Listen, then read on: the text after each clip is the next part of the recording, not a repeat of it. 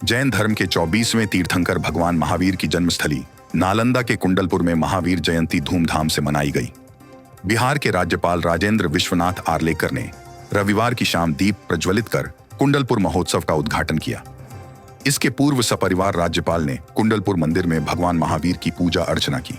सर्वप्रथम राष्ट्रीय गान से कार्यक्रम की शुरुआत की गई।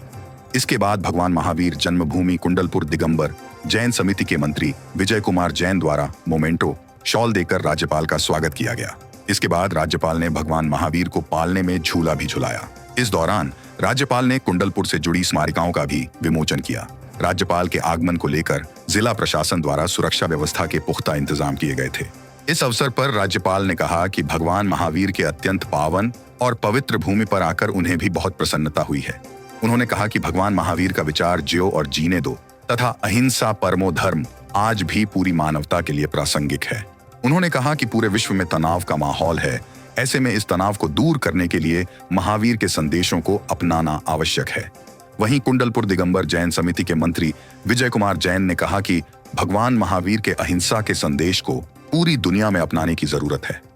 उन्होंने भगवान महावीर के आदर्शों और सिद्धांतों को ग्रहण करने की बात कही।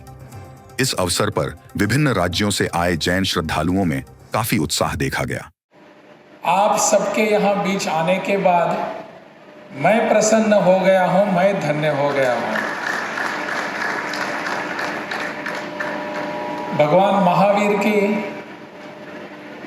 आज की जन्म कुंडलक ऐसे पवित्र अवसर पर हम सब यहाँ इकट्ठे हुए हैं।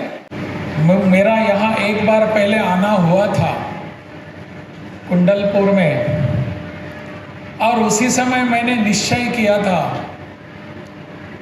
कि जब भगवान महावीर की जयंती होगी उसके उत्सव में मुझे आना है। और मैं इतना कृपावंत हूँ,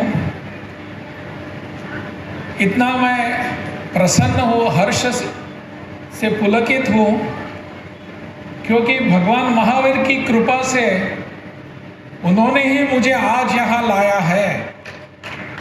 इतनी मेरी बहुत श्रद्धा है। उन्होंने जो भी विचार दिए थे, जियो और जीने दो, उसी का परिणाम हम देख रहे हैं विदेशों में। उन्होंने उसको अपने शब्दों में गढ़कर बताया, लिव एंड लेट लिव। हमारे यहाँ भगवान महावीर जैसे महंतों ने, हमारे आदर्शों ने हमको ये सीख हजारों वर्ष पूर्व दी थी। आप खुद को भी जीना तो है, कोई नकारता नहीं, परंतु दूसरों को भी जीने का अधिकार है। जियो और जीने दो। उन्होंने कहा है कि जीने का अधिकार सबको है, लेकिन उसके साथ ही दूसरों को जीने का अधिकार देने का भी मुझे अधिकार है, मेरा कर्तव्य है। उन्होंने दूसरा संदेश दिया, अहिंसा परमो धर्मः। ये तो अपने इतने वर्षों से हमारी सीख है कि यहाँ अहिंसा का ही पालन किया गया है, कि सर्वे जन सुखिनो भवन्तु, सबको सुख से जीने का अधिकार है। सबका मतलब किसका है?